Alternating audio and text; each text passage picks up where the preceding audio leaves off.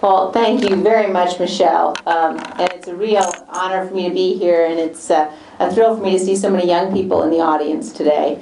I did bring my daughter, Elizabeth, with me.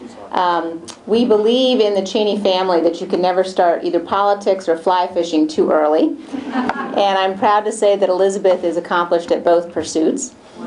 And she also is here today because she got to leave school early, so we should make note of that. But it really is very special for me to be honored by the Clare Boothe Luce Policy Institute. And I have, for many years, followed the work that the Institute does. I think that there's nothing more important that any group can do than to mentor young people, and particularly focusing on young women. As Michelle mentioned, I've worked for the past many years on issues relating to the Middle East and have had the chance to spend time with young women in the Middle East. And I'm always come away so inspired by their dedication and their commitment to change their societies, to change the future, really to bring their nations into the 21st century. And I think that you all in this room today have the same potential to really be the leaders of the future. So I can't tell you what an honor it is for me to be here with you. I think it's become fashionable in some quarters to sort of talk about the demise of conservatism. And I think, if you ask some folks, they would even say the movement is near death. But one of the things I wanted to do today with all of you is tell you that nothing could be further from the truth. That you, as young conservative leaders, really are living at a moment of tremendous import for the movement and also for the nation. And that you'll have the opportunity over the coming years to make a real difference. And I know that you will grab at that opportunity.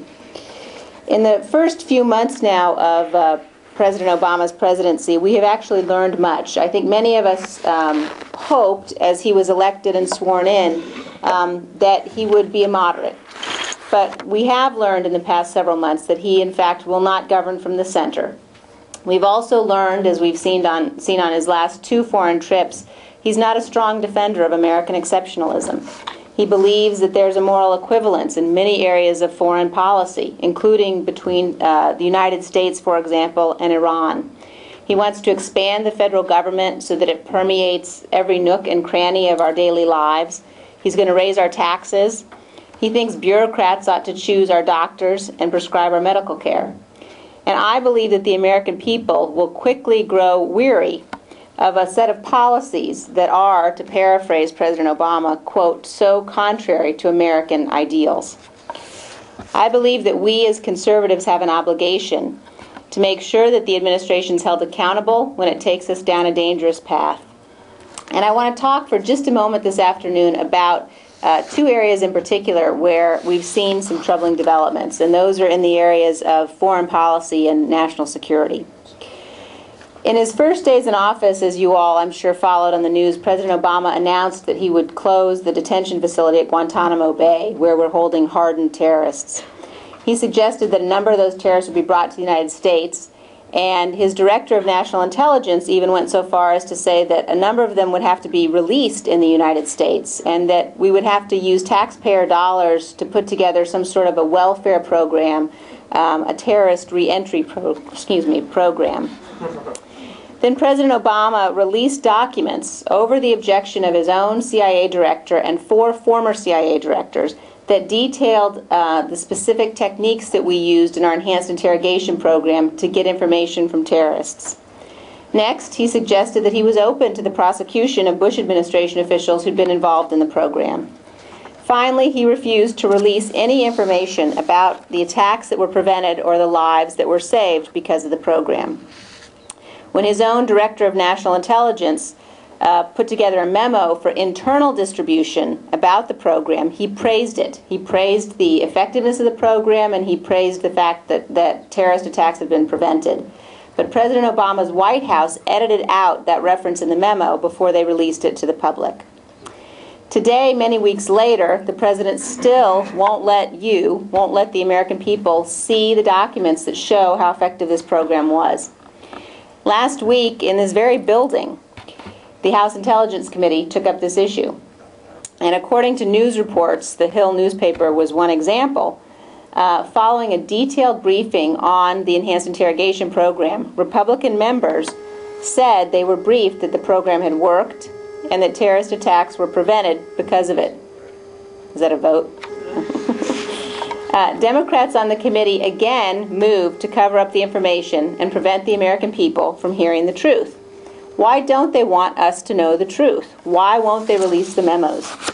I think it's because they know the American people believe that enhanced interrogation is justified to save American lives. And because if the American people get to see the evidence that this program did save lives and prevent attacks, they'll want to know how the president could have so cavalierly released the details of the program publicly. They'll ask, how can he justify putting that information into the hands of terrorists? Now, President Obama says, and he said in his speech at the National Archives, that he didn't harm national security by releasing this information, because he asserts that he will never again use these techniques. Really? Never? He needs to be asked directly, Mr. President, in a ticking time bomb scenario with American lives at stake, are you really unwilling to subject a terrorist to tough treatment if it would get information that would prevent an attack on the homeland? Is it really your position, Mr. President, that you would sacrifice American lives rather than use legal methods that we know work to get information that can save those lives? I think the American people deserve to know the answer to that question. Instead, the President has taken to accusing us of abandoning our values, or as he said in Egypt last week, the fear and the anger that was caused by 9/11, quote, led us to act contrary to American ideals. It's a line that got him applause in Cairo, but it was a betrayal, in my opinion, when he said it there, and it's a betrayal when he says it here. It's a betrayal of the brave men and women who have kept us safe since 9/11. They deserve our gratitude and our thanks. They do not deserve to be libeled by the President of the United States on foreign soil. In the same speech, we saw the President's on the one hand, on the other hand approach to foreign policy. This approach has become somewhat familiar in the opening months of his administration. Faced with a difficult issue, rather than take a stand, President Obama has attempted to set himself above the debate, to see merit in both sides of the argument, and to act as a moderator or a mediator trying to find common ground. So on the issue of Iran, for example, the President apologized for America's role in supporting a coup over 50 years ago. Then he said Iran has also done bad things, such as, quote, hostage-taking and violence against U.S. troops, end quote, as though there were moral equivalence between these two sets of actions.